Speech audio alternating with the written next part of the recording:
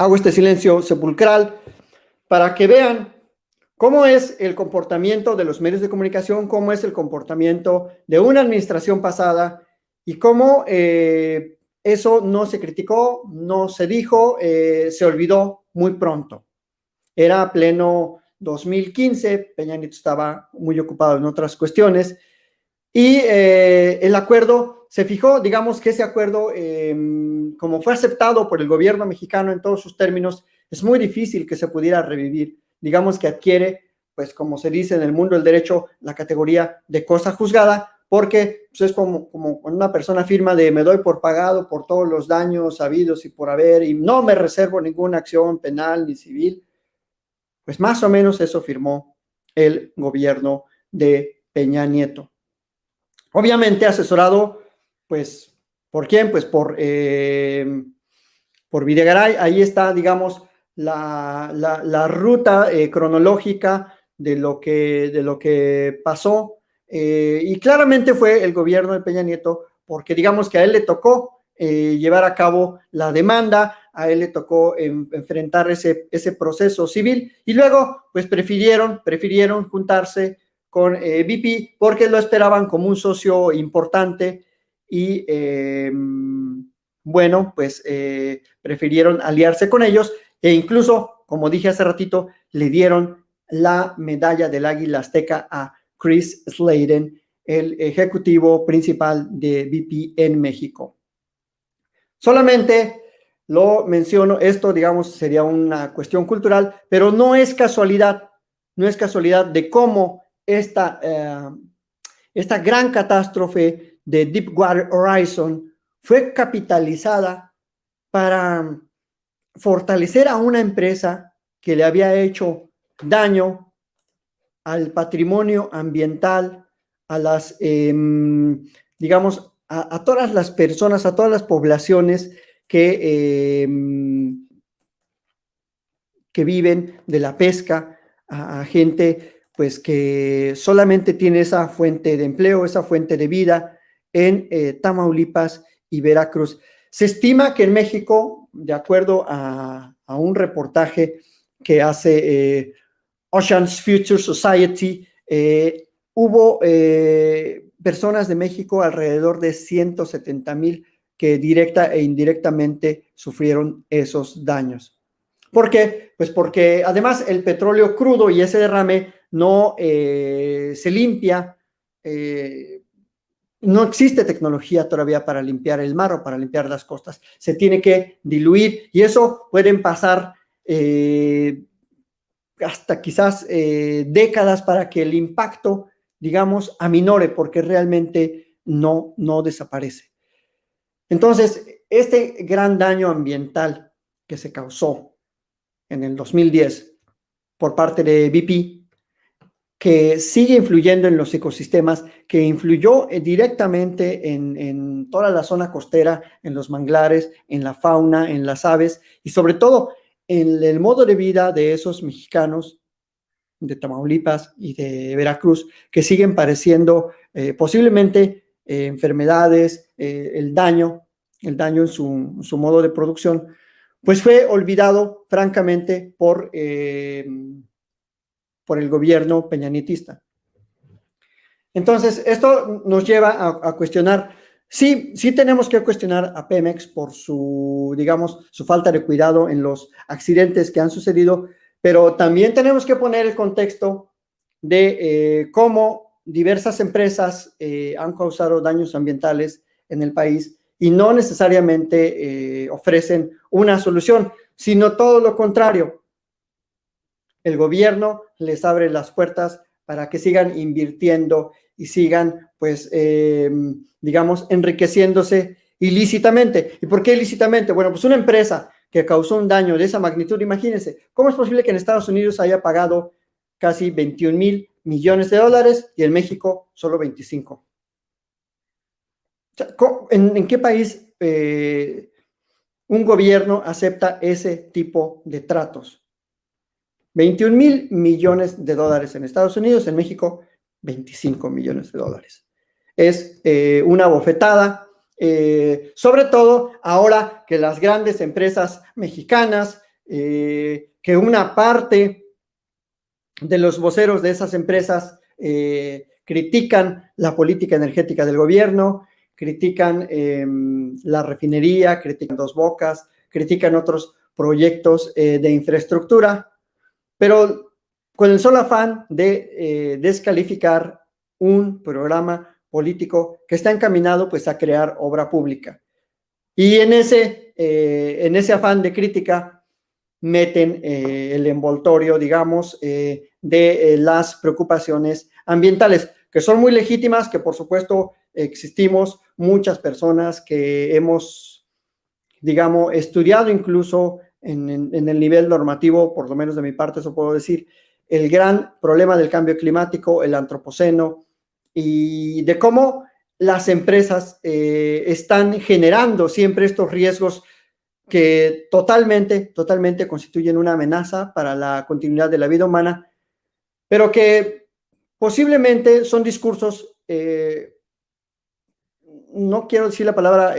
secuestrados, pero sí son discursos puestos en un contexto en el que solo interesa golpear a un gobierno y no resolver los problemas de raíz, porque si eso fuera,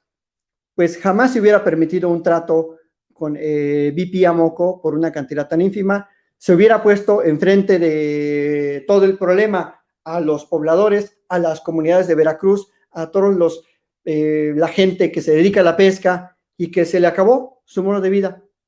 ¿Por qué? Porque obviamente no hay materia, no hay forma de pescar, que literalmente tuvieron que abandonar seguramente sus lugares de origen, tuvieron que cambiar su modo de vida. ¿Por qué? Pues porque si la costa está contaminada con petróleo, ¿cómo se puede vivir ahí? Entonces, es esta,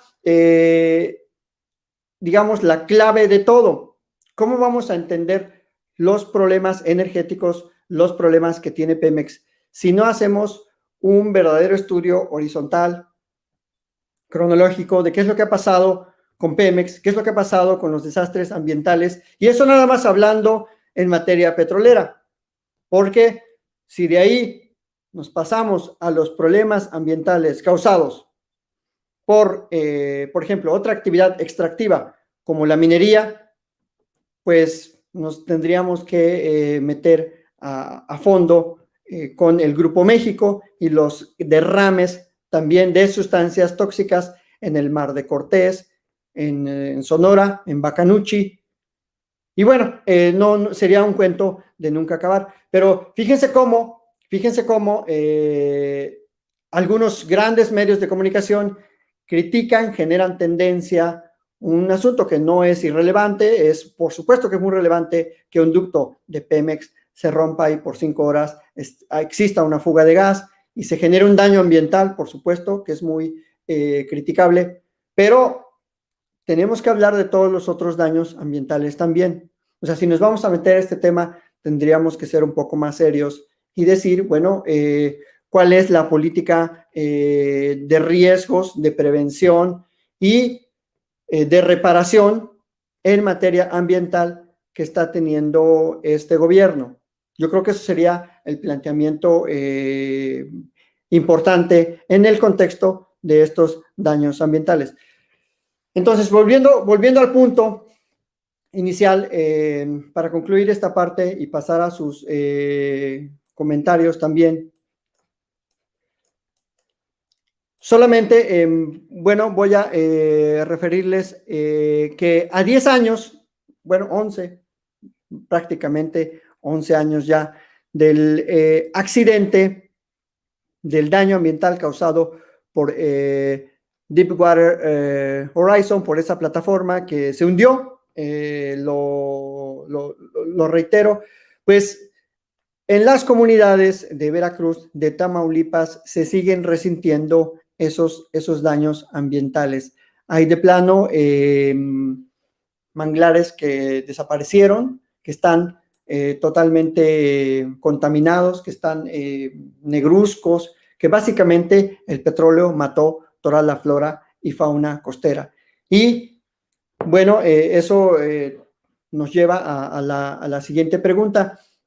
¿Cómo vamos a crear una política ambiental que aminore estos riesgos de la producción de la energía derivada de combustibles fósiles? Y la respuesta es muy, muy sencilla, pero también muy ambiciosa. O sea, es muy sencilla en el sentido de que las empresas, las grandes empresas, ya sean internacionales, nacionales, estatales o no estatales, tienen que sujetarse al marco de prevención, reparación o pago de daños bajo el eje de los derechos ambientales. Entonces, quizás le podríamos recomendar, por supuesto, a Pemex, a Octavio Rodríguez Oropesa y a toda la política que se encabeza desde el sector energético, desde la Secretaría de Salud, que primero que todo, todas las políticas preventivas tendrían que estar sustentadas en las obligaciones que tienen las empresas, no como responsabilidad social, porque eso es nada más un logo bajo el cual se intenta desviar la verdadera responsabilidad, que es la responsabilidad jurídica. Es decir, si queremos vincular de manera obligatoria, de manera permanente, de manera efectiva a las empresas en sus obligaciones, tenemos que hablar de obligaciones plenamente jurídicas, plenamente plasmadas en las leyes y respetando siempre el derecho al ambiente saludable, el principio de precaución, el principio de prevención y siempre obrando en favor de la naturaleza. Esos tres principios no son un invento mío, están en la Constitución mexicana, están en el artículo 1, el artículo 4 y todos los tratados en materia ambiental que México ha suscrito y ha reconocido a través de distintas declaraciones, desde la muy famosa y mítica Declaración de Estocolmo de 1972, luego la Declaración de Río de Janeiro de 1992 y más recientemente, de hace un par de años, el Acuerdo de Escazú, que es el acuerdo para mejorar la información en materia ambiental. ¿Y a qué voy con todo ello? Que existe un marco jurídico que bien puede establecer distintos criterios, distintos mecanismos para maximizar la protección ambiental. Y ese marco internacional y constitucional tendría que ser el eje rector de toda la política, tanto del sector público como del sector privado. Y por lo tanto, si queremos establecer un debate serio, objetivo, completo, tendríamos que partir de esas bases normativas y no necesariamente hablar de otros factores como la narrativa que intentan plantear las empresas que perdieron esos grandes contratos o que están a punto de perderlos, como es la competencia económica. Porque claro, la competencia económica como criterio rector, pues puede dominar el debate y a la competencia económica no le importan los asuntos sociales, no le importa que haya crecimiento económico a costa de pobreza, a costa de contaminación, a costa de marginación, a costa de bajos salarios, a costa de evasión de impuestos, a costa de la degradación de la sociedad. Simplemente le importa, digamos, la creación pura y dura de riqueza. Y bajo esas directrices es que los debates tendrían que estar alineados más o menos a todas las variables que intervienen en los problemas ambientales, no necesariamente a la variable estatal ni a la variable privada, sino a las variables comunitarias, lo que está proponiendo la sociedad desde abajo y en su conjunto. Por eso es interesante escuchar distintas posturas, la postura de las empresas, ok, es muy interesante escuchar que ellos quieren reglas claras para competir, pero está la postura de la sociedad en la que decimos sí, estamos de acuerdo en la libertad de mercado, en la competitividad, pero antes que eso está el interés público, la riqueza nacional, está el ambiente